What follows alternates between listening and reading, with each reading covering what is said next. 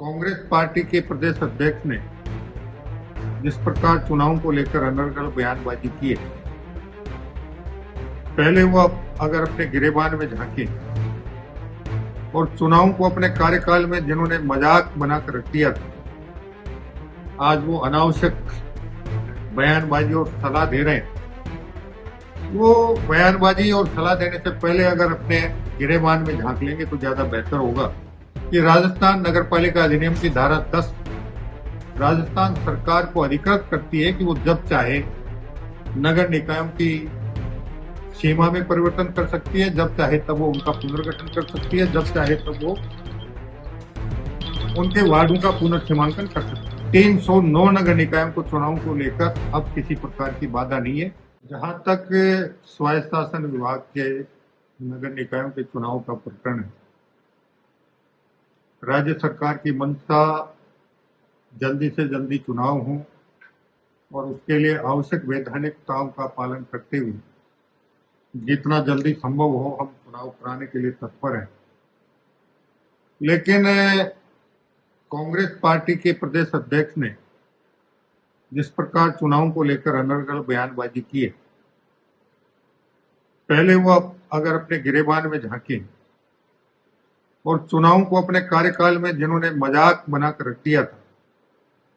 आज वो अनावश्यक बयानबाजी और सलाह दे रहे हैं। वो बयानबाजी और सलाह देने से पहले अगर अपने गिरेबान में झांक लेंगे तो ज्यादा बेहतर होगा। राजस्थान सरकार ने नगर निकायों के चुनाव के लिए जितना काम करना था, वो काम आज से 6 महीने पहले सितंबर 2025 में पूरा करके अधिसूचनाएं प्रकाशित करवा दी थी। इसको लेकर हमने माननीय सर्वोच्च न्यायालय में एक विशेष अपील दायर की थी, लेकिन उसका निर्णय हो पाता उसी से पहले माननीय राजस्थान उच्च न्यायालय की खंडपीठ ने नोखा नगर पालिका की एक रिट पर अपना निर्णय सुनाते हुए ये निर्णित किया है कि राजस्थान नगर पालिका अधिनियम की धारा 10 राजस्थान सरकार को अधिकृत करती है कि वो जब चाहे नगर निकायों की सीमा में परिवर्तन कर सकती है, जब चाहे तब वो उनका पुनर्गठन कर सकती है, जब चाहे तब वो उनके वार्डों का पुनर्सीमांकन कर सकती है। और इस प्रकार अब तक माननीय राजस्थान उच्च न्यायालय द्वारा जिस प्रकार की निर्णय दिए गए थे उसकी सारी बातें अब साफ हो चुकी हैं और हमारे 309 नगर निकायों को चुनाव को लेकर अब किसी प्रकार की बाधा नहीं है। राज्य पिछड़ा वर्ग आयोग की ट्रिपल टेस्ट के आधार पर जब तक रिपोर्ट प्राप्त नहीं होती है तब तक हम अन्य पिछड़ा वर्ग आयोग को राजनीतिक आरक्षण नहीं दे सकते। और राजस्थान विधानसभा में भी कांग्रेस के प्रदेशाध्यक्ष और उनके दूसरे नेताओं ने यह प्रश्न उठाया था।